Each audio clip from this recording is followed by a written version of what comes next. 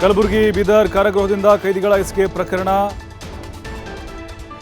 ಏಣೆಯನ್ನ ಬಳಸಿ ಕೈದಿಗಳು ಎಸ್ಕೇಪ್ ಆಗಿರುವಂತಹ ದೃಶ್ಯ ಸಿಸಿಟಿವಿಯಲ್ಲಿ ಸೆರೆಯಾಗಿದೆ. ಜೈಲಿನಿಂದ ಎಸ್ಕೇಪ್ ಬಳಿಕ ಹಣಕ್ಕಾಗಿ ಕೈದಿಗಳು ಪರದಾಡಿದಾರಂತೆ. ಹೀಗಾಗಿ ರಸ್ತೆ ಮೇಲೆ ಹೋಗೋರ ಬಳಿ ಹಣ ಕಸಿದುಕೊಂಡಿದ್ದಾರೆ ಕೈದಿಗಳು. ರಸ್ತೆ ಮೇಲೆ ಹೋಗ್ತಿದ್ದವ್ರ ಬಳಿ 500 ರೂಪಾಯಿ ಇಸ್ಕೊಂಡಿದ್ದಾರೆ. ಸಾಗರು, ಸಂತೋಷ್ ಹಾಗೆ ಮಸ್ತಾನ್. ಅದೇ ಹಣದಿಂದ ಬೆಳಗ್ಗೆ ಟಿಫನ್ ಮಾಡಿ ಬೇರೆ ಕಡೆಗೆ ಎಸ್ಕೇಪ್ ಆಗಿದ್ರು ಕೈದಿಗಳು. ಒಬ್ಬನೇ ಓಡಿ ಹೋಗೋಕ್ಕೆ ಆಗಲ್ಲ ಅಂತ ಸಾಗರ್, ಸಂತೋಷ್ ಸೇರಿಸಿ ಎಸ್ಕೇಪ್ ಪ್ಲ್ಯಾನ್ ಮಾಡಿದ್ರು.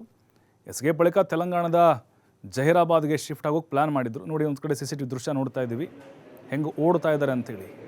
ಕಾಂಪೌಂಡಿಂದ ಹಾರ್ತಾರೆ ನೋಡಿ, ಜಿಗಿತಾರೆ, ಮೇಲಿಂದ ಜಿಗಿದು ಅಲ್ಲಿಂದ ಎಸ್ಕೇಪ್ ಆಗಿದ್ದಾರೆ. ಮತ್ತು ಬೇರೆ ಬೇರೆ ಕಡೆ ಹೋಗಬೇಕು ಅಂತ ಪ್ಲ್ಯಾನ್ ಮಾಡಿದ್ರು ಅವರು.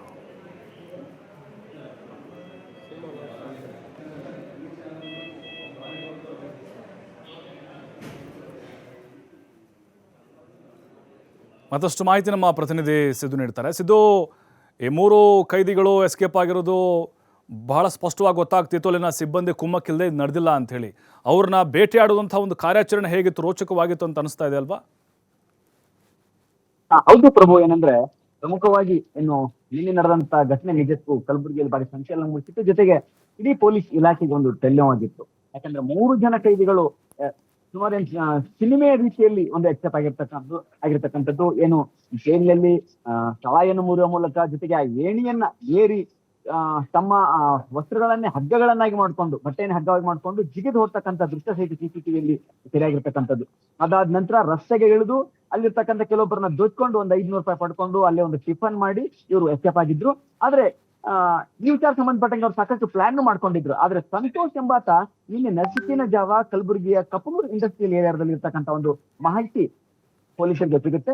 ಇದು ಈ ಮಾಹಿತಿ ಆಧರಿಸಿ ಏನು ಪರ್ತಾಬಾದ್ ಪೊಲೀಸರು ಅಲ್ಲಿಗೆ ದಾಳಿಗೆ ಹೋಗ್ತಾರೆ. ಹೋದಾಗ ಅದನ್ನ ಅರೆಸ್ಟ್ ಮಾಡ್ಲಿಕ್ಕೆ ಮುಂದಾದ ಸಂದರ್ಭದಲ್ಲಿ ಪೊಲೀಸರ ಮೇಲೆ ಆತ ಅಟ್ಯಾಕ್ ಮಾಡ್ತಾನೆ. ದಾಳಿಯಲ್ಲಿ ಮೊದಲು ಒಂದು ಸುತ್ತು ಗುಂಡೆ ಹಾರಿಸ್ತಾರೆ. ಅದಕ್ಕೂ ಆ ಎಚ್ಚರಿಕೆಗೂ ಆತ ಬಗ್ಗಲ್ಲ. ಆದ ನಂತರ ಆತನ ಬಲಗಾಲಿಗೆ ಗುಂಡು ಹಾಕುವ ಮೂಲಕ ಆತನನ್ನ ಹೆಡೆಮುರಿ ಕಟ್ಟಿ ಬಂಧಿಸ್ತಾರೆ. ನಂತರ ಈ ಸಂದರ್ಭದಲ್ಲಿ ಗಾಯಗೊಂಡಂತ 2 ಪೊಲೀಸ್ ಮತ್ತು ಆತನನ್ನ ಕಲಬುರಗಿ ಜಿಮ್ಸ್ ಆಸ್ಪತ್ರೆಗೆ ದಾಖಲು ಮಾಡಿ ಚಿಕಿತ್ಸೆ ನೀಡತಕ್ಕಂಥ ಕೆಲಸ ನಡೀತಿದೆ.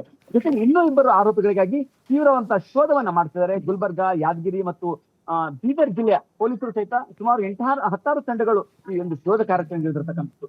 ಜೊತೆಗೆ ಪ್ರತಿ ಬಾರಿ ಏನಾಗ್ತಿದೆ ಅಂದ್ರೆ ಏನು ಹೊಸ ಸರ್ಕಾರ ರಚನೆ ಆದ್ಮೇಲೆ ಪ್ರಿಯಾಂಕ್ ಖರ್ಗೆ ಅವರು ಗೃಹ ಸಚಿವರಾದ್ಮೇಲೆ ಅವರ ಜಿಲ್ಲೆಯಲ್ಲಿ ಇಂತಹ ಕೃತ್ಯಗಳು ನಡೀತಾ ಇರತಕ್ಕಂಥದ್ದು ನಿಜಕ್ಕೂ ಅವರಿಗೆ ಮುಜುಗರ ತಂದೆ ಹೇಳ್ಬೇಕಾಗುತ್ತೆ ಪ್ರಭು.